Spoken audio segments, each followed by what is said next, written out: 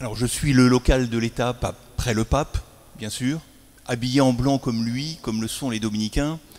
Des dominicains, vous avez dû en voir à la Sainte-Baume. J'imagine qu'un certain nombre de Varois quand même connaissent ce sanctuaire qui est sous la garde de ma province dominicaine depuis plus de 7 siècles. Et vous avez peut-être rencontré aussi des dominicaines et notamment les moniales de Saint-Maximin. Et je suis à Rome depuis 2 ans. Je vis à Rome depuis 2 ans parce que j'étais appelé par le successeur de Saint-Dominique, qu'on appelle le maître de l'ordre, pour remplir des fonctions au sein de la curie généraliste, du gouvernement général de l'ordre. Je suis officier général. Ouais. Ça ne durera pas. Ça ne durera pas. Et vous savez qu'on appelle les dominicains frères. Ils signent toujours frères. Nous sommes des frères prêcheurs. Et c'est pour ça que parmi les thèmes que l'on m'a proposés pour vous parler, j'ai choisi de parler de la fraternité. Il suffit d'ouvrir la Bible dans ses premiers chapitres pour le réaliser. La fraternité n'est pas une chose facile. C'est le constat que faisait un de mes frères dominicains, un bibliste reconnu, le frère Philippe Lefebvre, il y a quelques années, dans le prologue d'un petit livre qu'il consacrait à la famille. Il écrivait ceci, que je vous lis. « On m'a demandé un jour de parler à des jeunes adultes catholiques sur la fraternité à partir de l'Ancien Testament. Ce devait être la première conférence lors d'un week-end de formation consacré à la fraternité. Quand j'ai annoncé à l'organisateur par téléphone que je commencerais par le commencement, autrement dit par la première histoire de frères dont la Bible nous parle, celle de Caïn et d'Abel, celui-ci s'est récrié, mais nos jeunes ont besoin de repères, n'évoquez pas cet épisode. Le premier rapport fraternel se termine par un meurtre. J'ai eu beau dire que la parole de Dieu donne peut-être des repères assez valables, il n'y a rien eu à faire.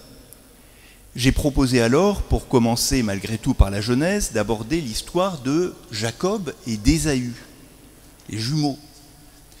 Pas question, m'a rétorqué mon interlocuteur, ces deux-là se disputent. J'ai essayé de plaider en disant qu'au moins ils ne se tuaient pas, que la dispute représente parfois un aspect de la relation fraternelle. Ce fut en vain. J'ai mis ensuite sur le tapis l'histoire de Joseph et de ses frères qui occupent le dernier quart de la Genèse, mais mon interlocuteur a coupé court. Nous vous rappellerons, plus de 15 ans après, j'attends toujours la réponse.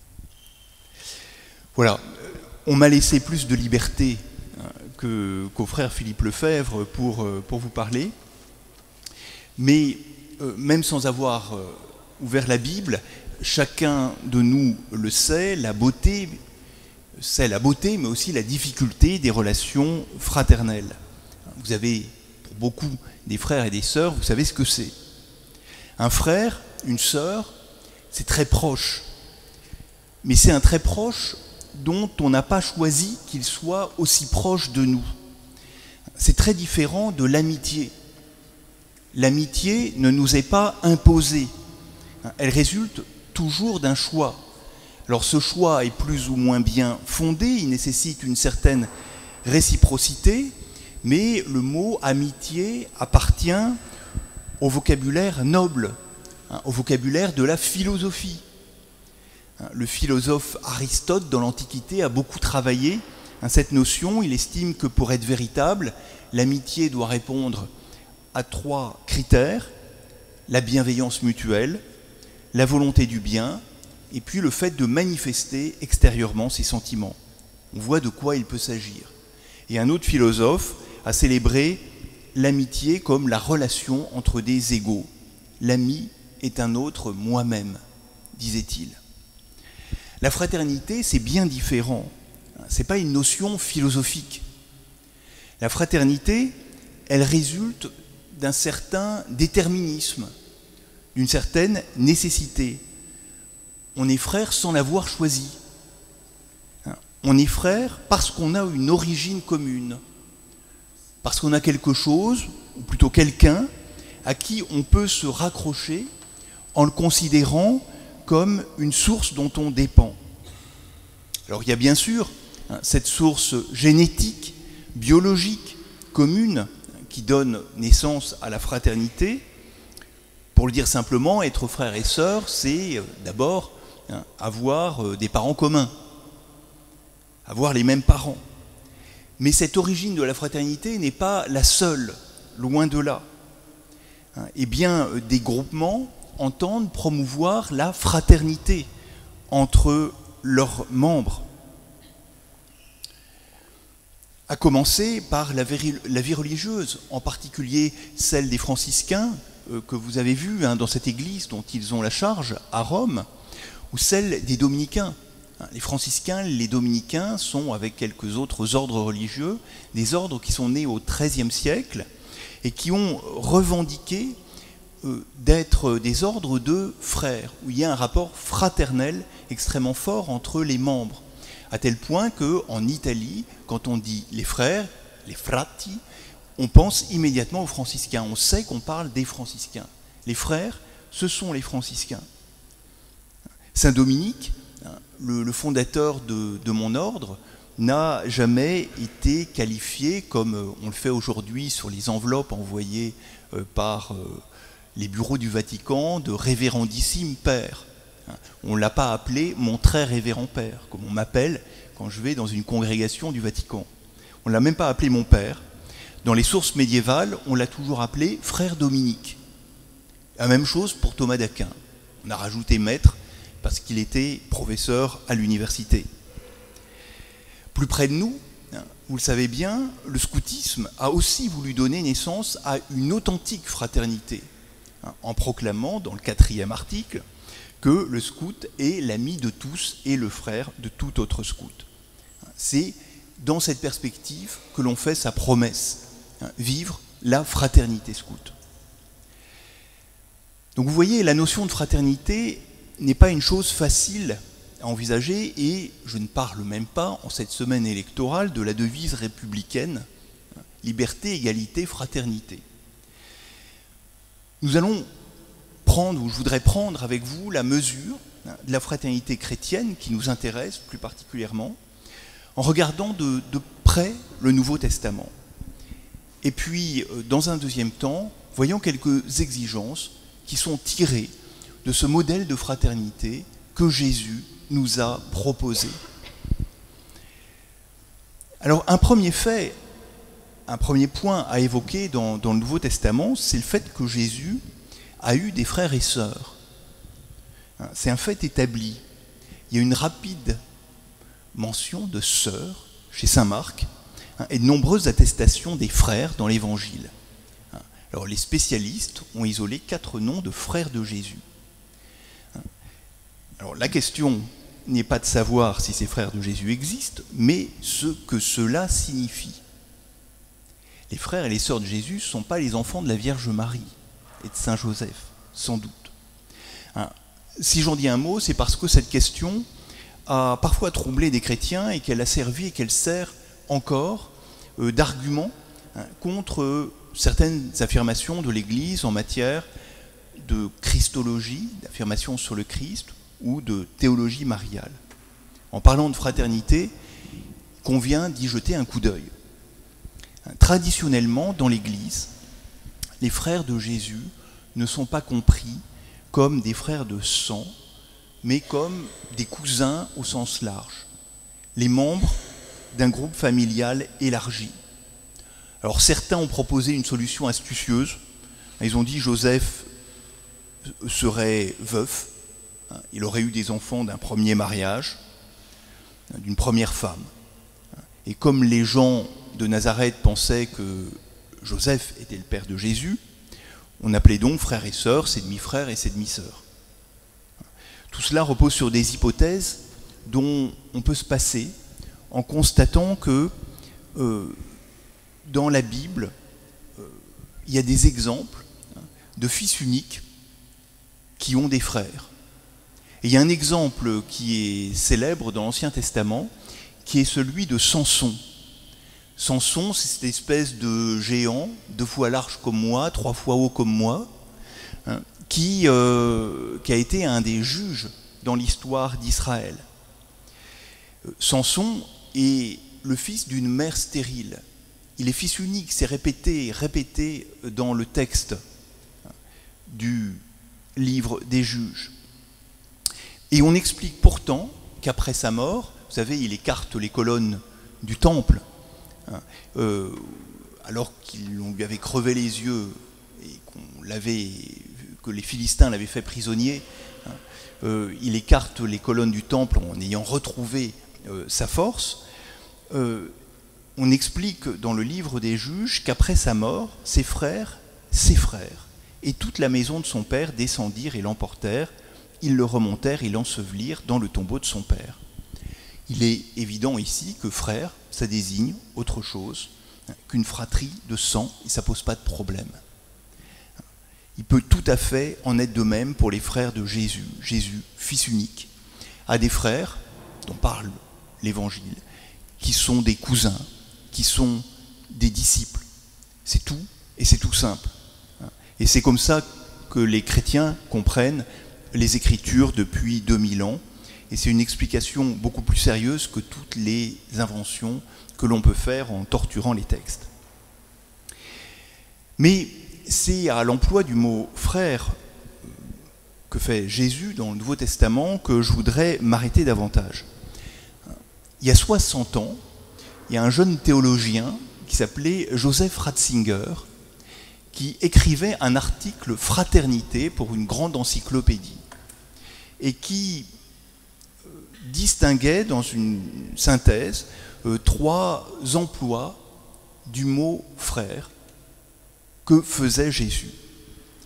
Dans quelques passages, notait-il, le terme « frère » doit être pris simplement selon l'usage reçu des Juifs au sens de compatriote, de coreligionnaire, celui qui partage la même religion. Dans quelques passages, quand Jésus emploie le mot « frère », il désigne les Juifs, les enfants du Dieu d'Abraham, d'Isaac et de Jacob, le peuple élu, les membres du peuple élu.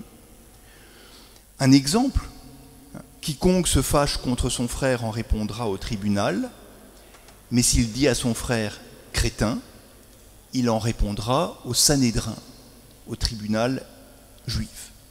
Et s'il lui dit renégat, il en répondra dans la géhenne de feu. Quand donc tu présentes ton offrande à l'autel, si tu te souviens que ton frère a quelque chose contre toi, laisse là ton offrande devant l'autel et va d'abord te réconcilier avec ton frère, puis reviens et alors présente ton offrande. Ici, le mot frère s'entend de ceux qui descendent d'Abraham, d'Isaac et de Jacob, les enfants d'Israël.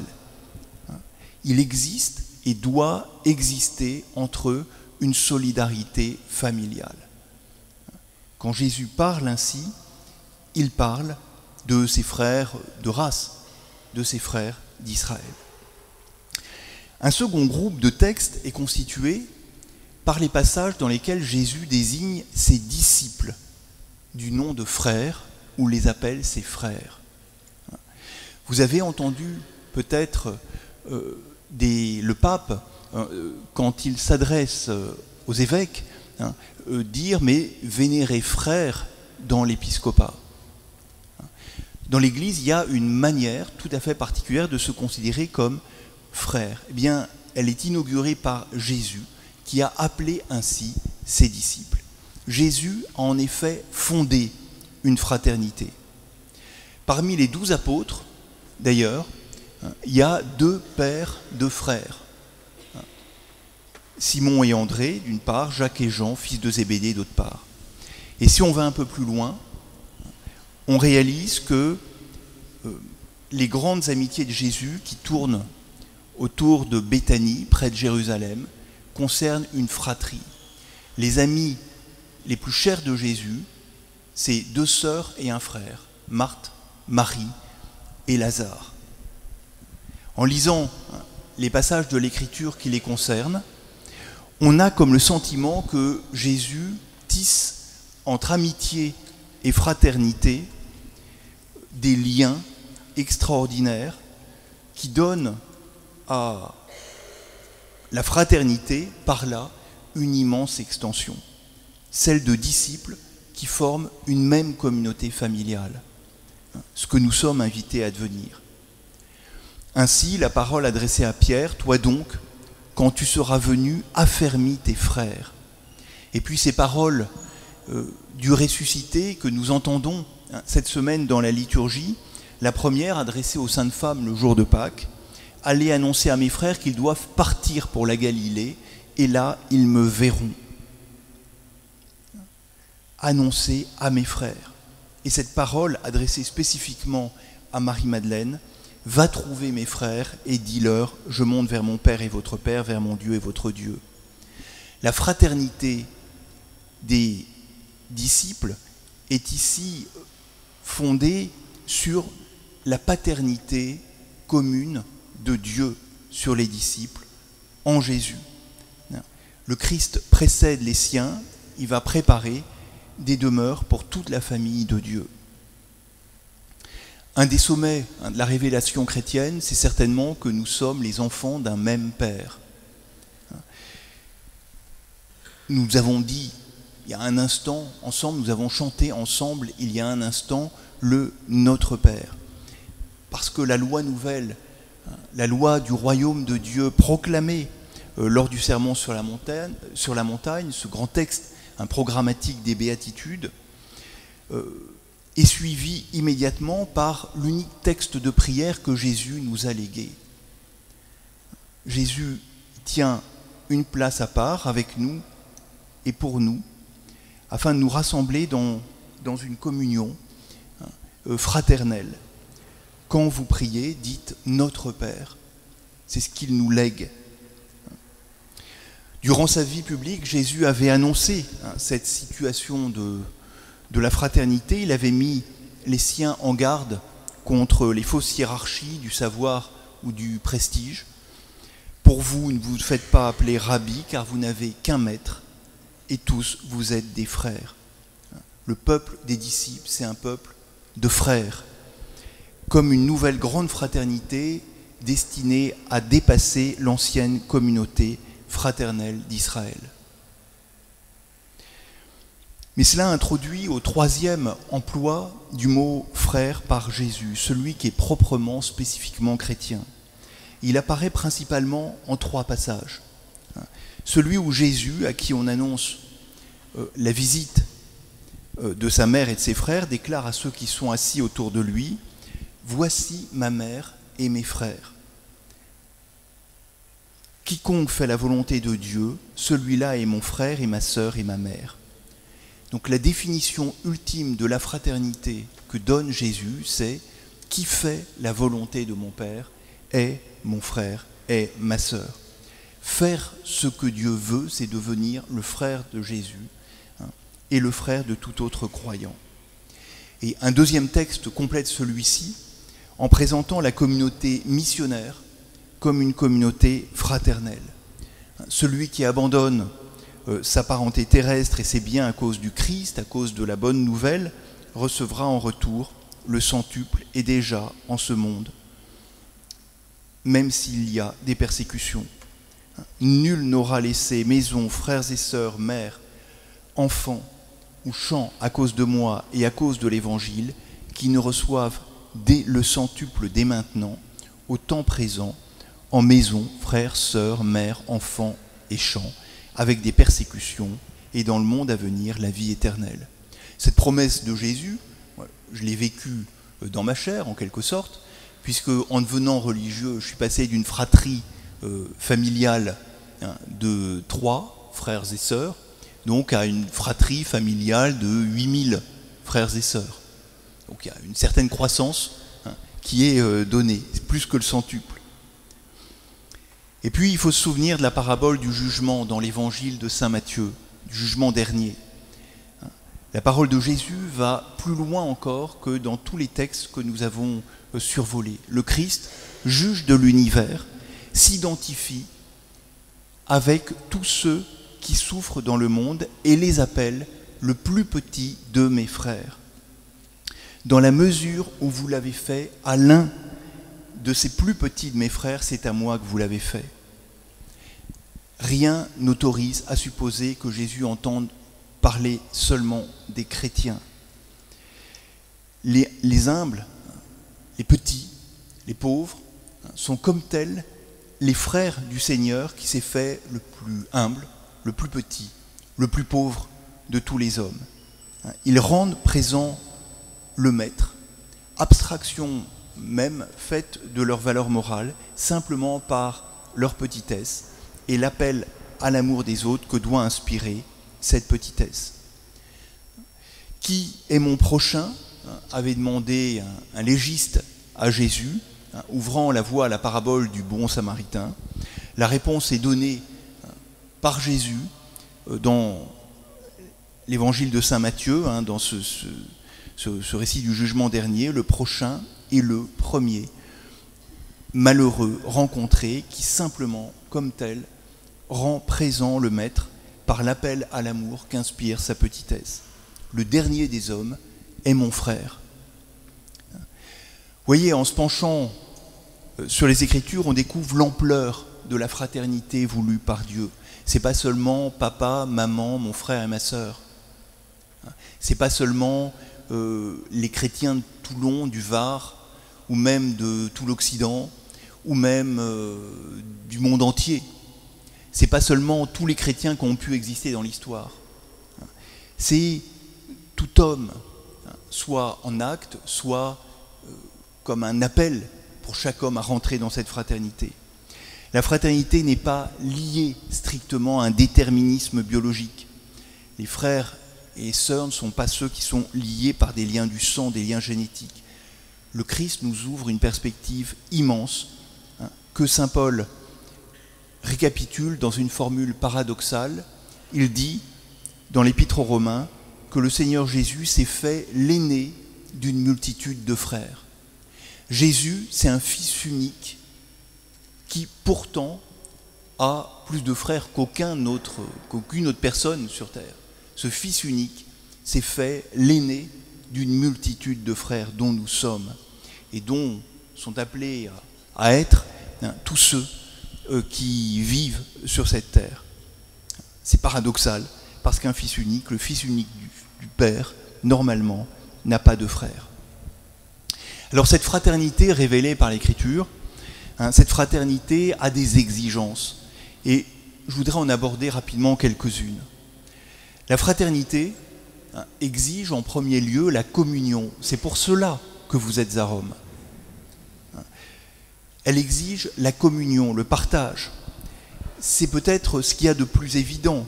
On le découvre dès le premier chapitre de la Genèse.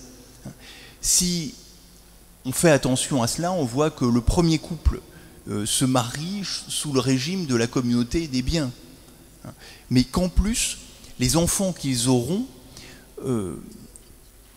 devraient rester dans l'indivision et considérer que la terre et tout ce qu'elle contient est au service de tout homme à cause de cette fraternité fondamentale qu'il y a entre les hommes. Vous connaissez comme moi les versets bibliques qui tiennent lieu de bénédiction nuptiale dans la Genèse. Dieu les bénit et leur dit « Soyez féconds, multipliez, emplissez la terre et soumettez-la ». La dot est accordée de manière indivise pour le premier homme, la première femme, Adam et Ève, et leurs enfants.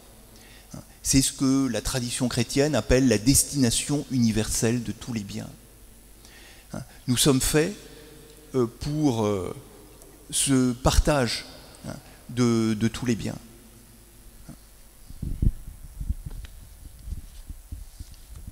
Pour un partage fraternel et non pas pour partager l'héritage et le dilapider, chacun dans notre coin.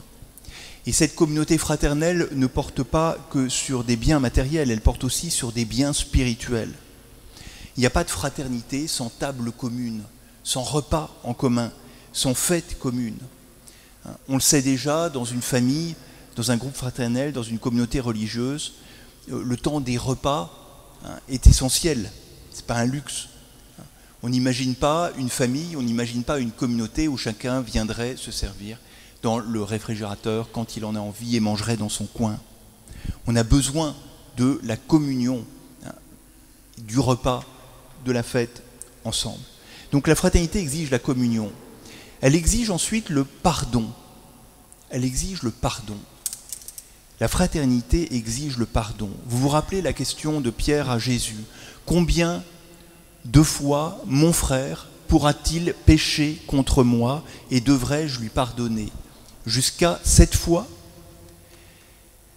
Quand il pose la question, Pierre se place du bon côté.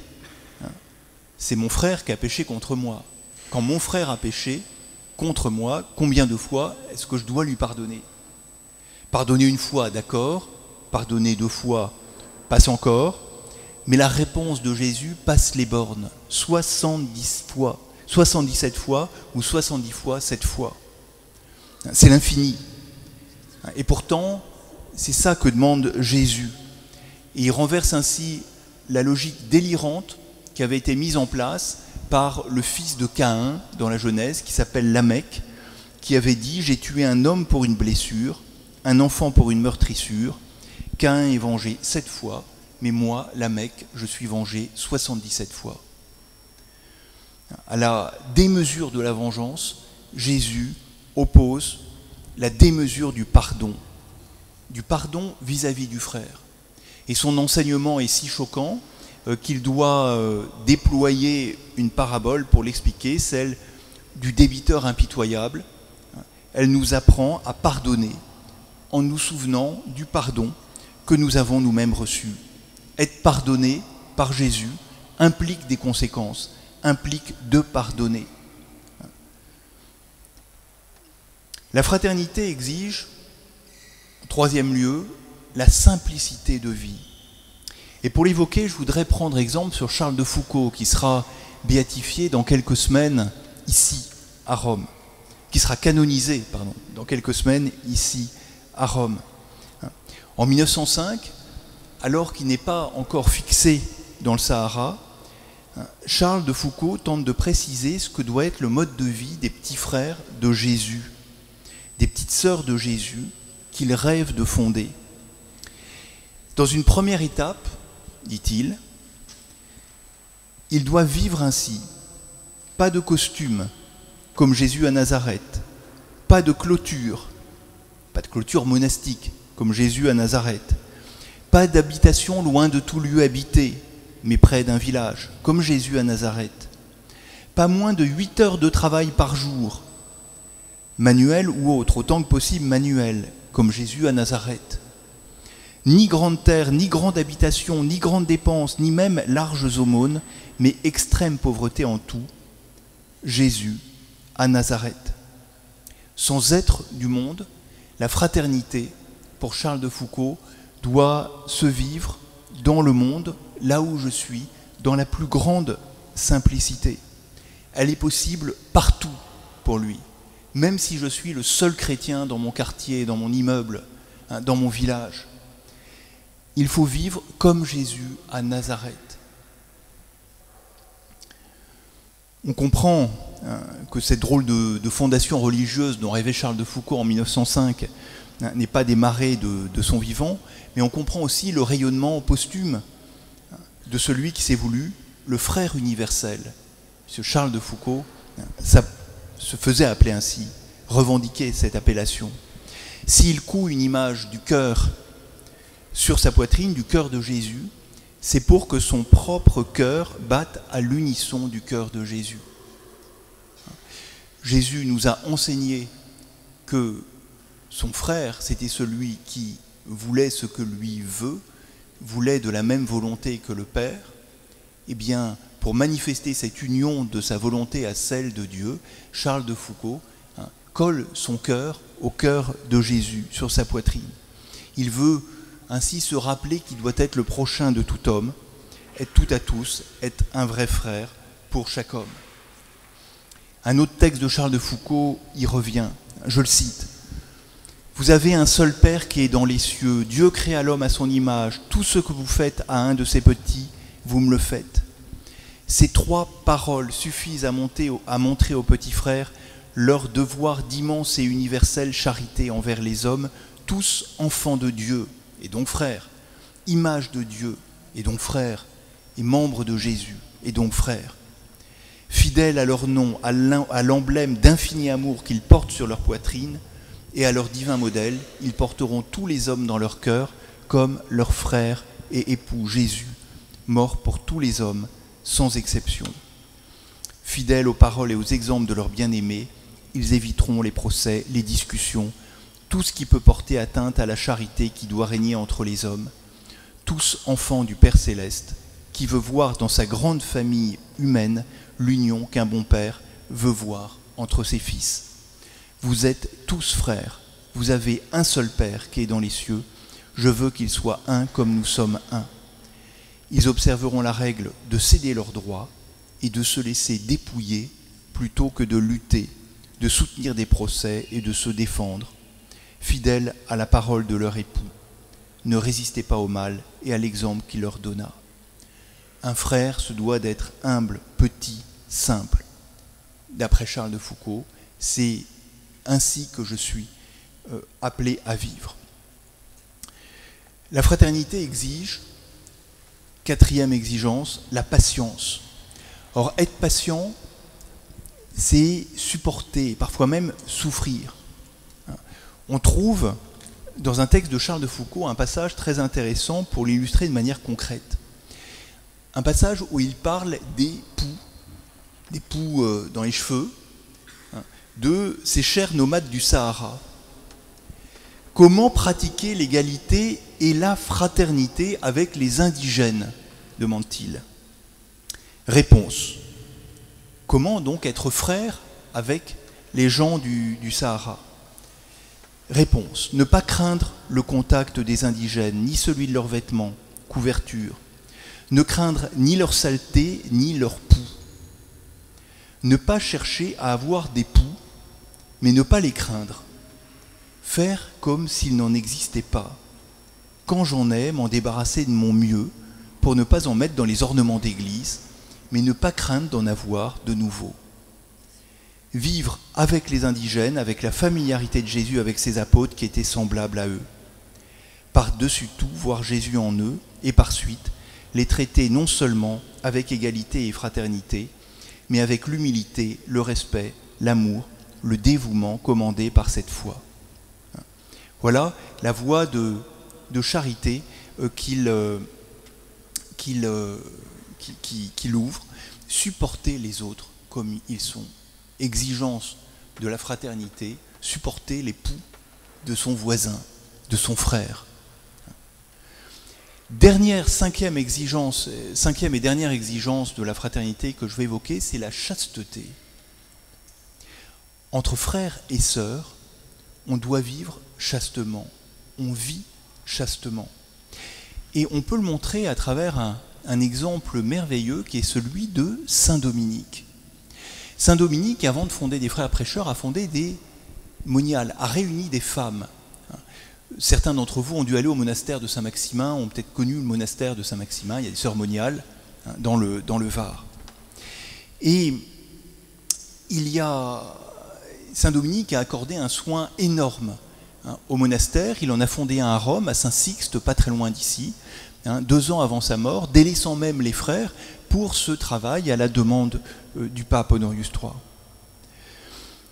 Et un des secrets de la relation fraternelle qu'il a voulu établir entre ses frères et ses sœurs, attachés chacun à leur place à une même mission, est peut-être dévoilé dans l'ultime confession qu'a fait Dominique à l'heure de sa mort, il y a 801 ans, à Bologne. Alors qu'il allait mourir, Saint Dominique a avoué aux frères qui étaient présents autour de lui qu'il était toujours resté vierge. C'est plutôt normal pour un religieux qui a fait vœu de chasteté, mais c'est ce qu'il a dit aux frères. Et puis il a ajouté toutefois qu'il avait trouvé plus de plaisir dans la conversation des jeunes femmes que dans celle des vieilles dames. Il préférait les jeunes aux vieux, les jeunes aux vieilles, plus exactement. Et ce double aveu, la virginité, puis le fait d'avoir préféré la conversation des jeunes femmes, a troublé un peu les générations dominicaines qui l'ont suivi, à tel point qu'on a gratté du texte de sa légende, du texte qu'on lisait dans l'office liturgique, ces mots, pour qu'on ne les retienne pas. Et ce témoignage public de saint Dominique, il y a 8 siècles, est pourtant du plus haut intérêt. S'il est resté vierge, s'il est resté chaste, c'est peut-être, s'il a tenu à l'affirmer, à en témoigner au moment de mourir, c'est sans doute parce qu'il a eu une idée, une conception très élevée de la fraternité fondée sur le Christ. Saint Paul l'enseigne, dans le Christ, il n'y a plus ni juif ni grec, il n'y a ni esclave ni homme libre, il n'y a ni homme ni femme, car tous vous ne faites qu'un dans le Christ Jésus.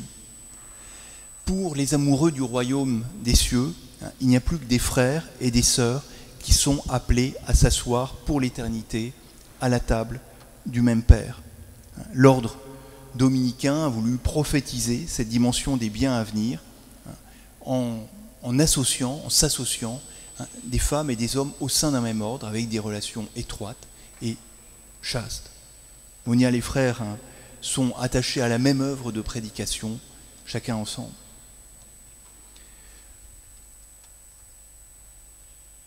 Un mot pour conclure, vous l'avez sans doute compris, et l'exemple de Charles de Foucault, le frère universel, est très révélateur de cela.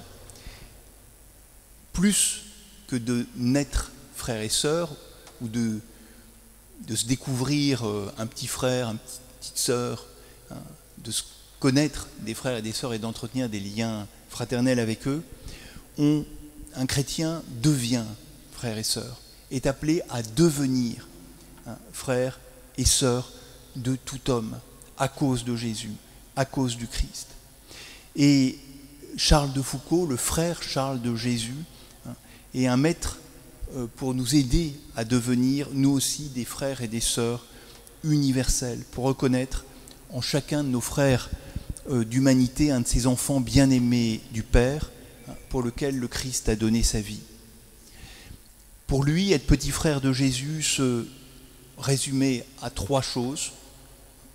L'adoration, c'est-à-dire un culte fervent rendu à Dieu, créateur de toutes choses. Une cohérence de vie avec les exigences évangéliques, ces exigences de chasteté, de simplicité, de pardon, de communion dont je viens vous parler. Et puis, un engagement pour la conversion, un engagement missionnaire pour la conversion des infidèles, disait Charles de Foucault, mais c'est notre engagement missionnaire d'aujourd'hui. Voilà le programme que proposait Charles de Jésus en prêchant dans le désert il y a 1 siècle. Voilà le programme que je vous propose aujourd'hui. Voilà, bonne mission, bon retour dans le Var, bonne préparation du pèlerinage. Amen.